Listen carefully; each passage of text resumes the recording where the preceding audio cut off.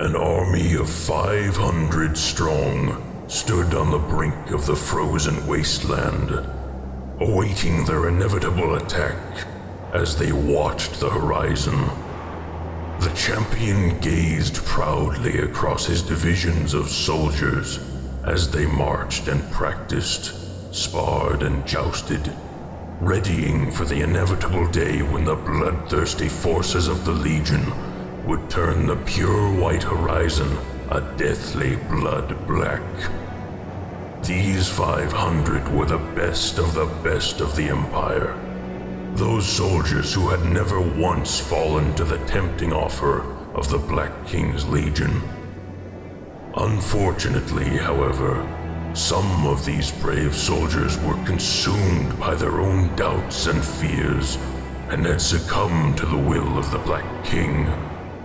Maybe it was the offer of protection of their families from his wrath. Or perhaps it was a chance to grasp power. Nevertheless, those who let themselves be tainted by the Black King were soon twisted into his image. Yet one thing was for sure. After 1,000 years of waiting, the Legion was no longer composed of misguided soldiers. It was a force of pure evil. Captain, are all my soldiers accounted for? Yes, my lord. All 500. All from the Empire's elite guard. And we have ample supply? Enough to last us a month, my lord. What of troop morale? Not so great as you would expect, my lord. With all due respect, we are facing forces beyond our own. It is to be expected that— Do you doubt the might of the Empire, Captain? No, my lord.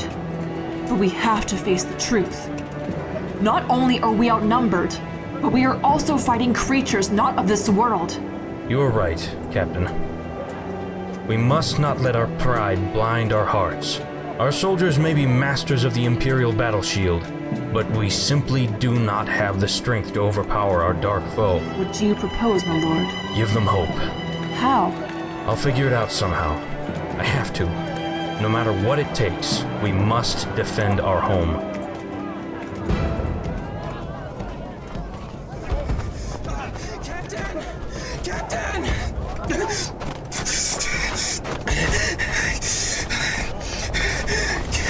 Captain! What is it, Scout? What news do you have of the Legion? And where are the others? Sir, the Legion marches from the north, 1,000 strong, leading at the front. At the head of the army was the Black King. The other four of the company were seen by the Black King. He could have killed me. He could have, but he didn't. He wanted me to bring this back. Whose helms are these? His eyes, my lord. His eyes. So dark and cold. Bring him to the apothecary. As you command, my lord. Captain, ask him where he last saw the Black King when he recovers. We will depart as soon as you are told where. As you command, my lord.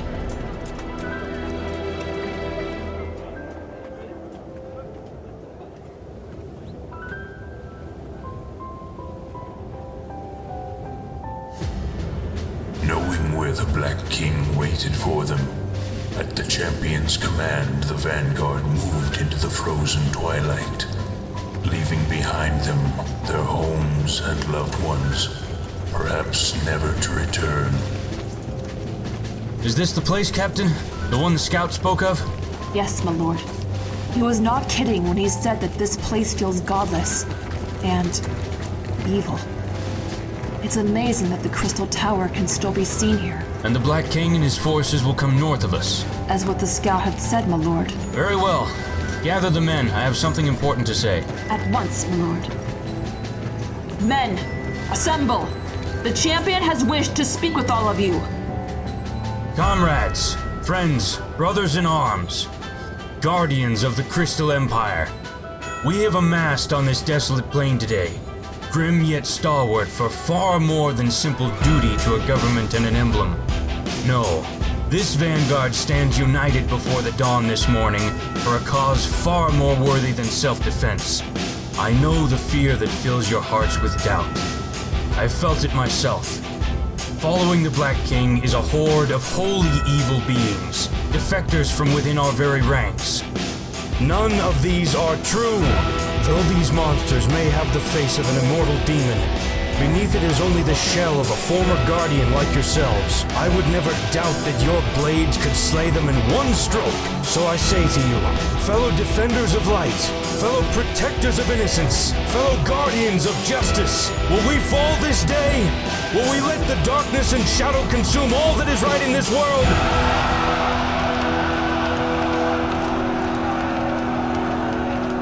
A deathly shadow approached the 500 brave soldiers of the Crystal Vanguard. The silver-clad defenders got a good look at exactly what they faced. All of these grotesque monstrosities, and more whose features could not be described by any sane mortal, approached the line of soldiers following one figure. He held up one arm, and the entire legion came to a stop, staring at the vanguard across 100 feet of empty ice. In a voice tainted by dark magic, he called out in a booming voice, "Fellow warriors, misguided soldiers, sheep, I know what reason it is that has driven you to gather here today. I know all. However, I will offer all of you one last chance before I unleash my legions upon your empire and show you no mercy. Bow down before your king, and your lives will be spared." Consider this a warning, you tyrant! Leave now and we will not be forced to bring justice upon you! Very well. No mercy.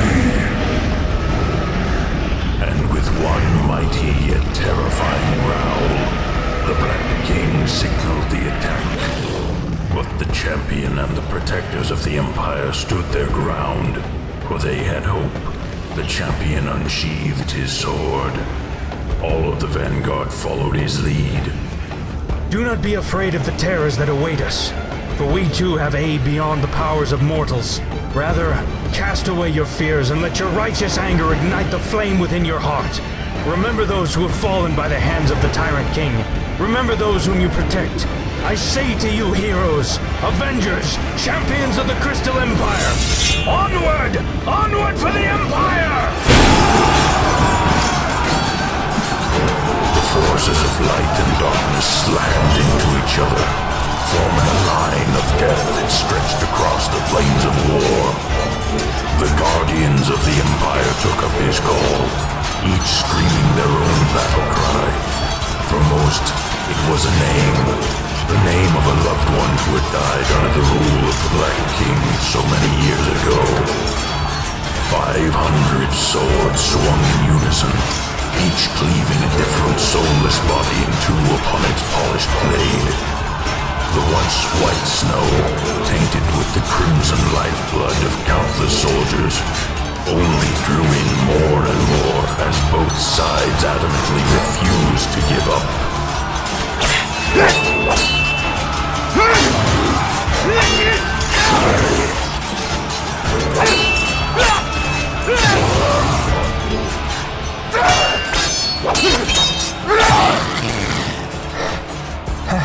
How many are there? They seem unending, Lord. It's like when we strike down one, 10 take its place. Look there. I'm afraid you are correct. What in Tartarus? The champion gazed down in horror at the fissures that spread across the war-torn plain.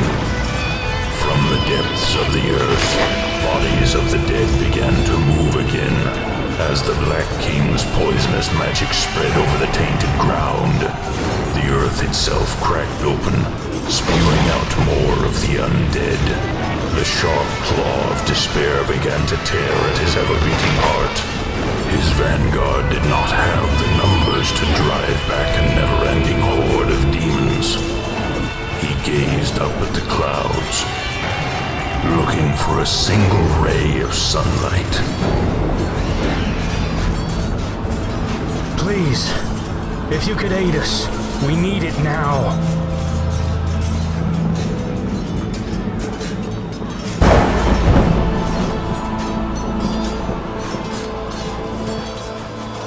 Then, without warning, the sun burst through the clouds. Pure light streamed forth from the brilliant sun, penetrating the densely woven storm clouds. The protesting shouts of thunder blasted as the clouds fought back. The heavens themselves intervened.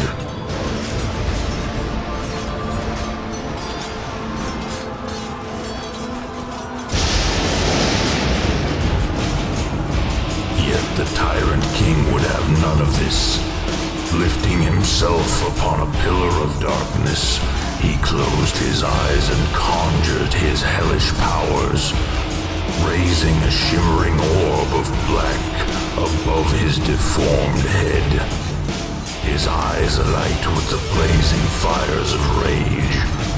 Then, with a sense of rising horror, the realization hit him across the face, hit him harder than any soldier of the Legion. No! No, no, no, no, no! We are broken! Fall back, brothers! Fall back! Yes, you arrogant fools! Flee to your doomed bastion! Just as the setting of the scorching sun and the rising of the luminous moon. Such is the fate of the Crystal Empire. Inevitable demise.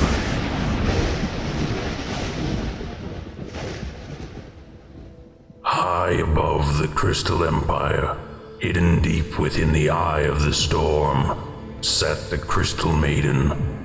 Her wide, vulnerable eyes were squeezed shut in concentration. Weary lines stretched below her beautiful eyes, betraying that she had not slept for several days. Her long, silky hair flowed loose over elfin shoulders. The jeweled surface was seamlessly smooth, reflecting the pulsing aura of light that surrounded the maiden. In a state of total concentration, the maiden felt and thought nothing. No sensations of the body dared to enter her mind. Such was her sheer and absolute focus. Her closed eyelids, a veil to the entire world. All that she could see was the ebbing and flowing of her powerful magic, perfectly synchronized with the beating of her heart.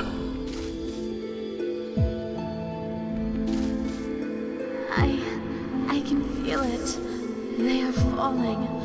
It cannot be. No, it should not be. Focus.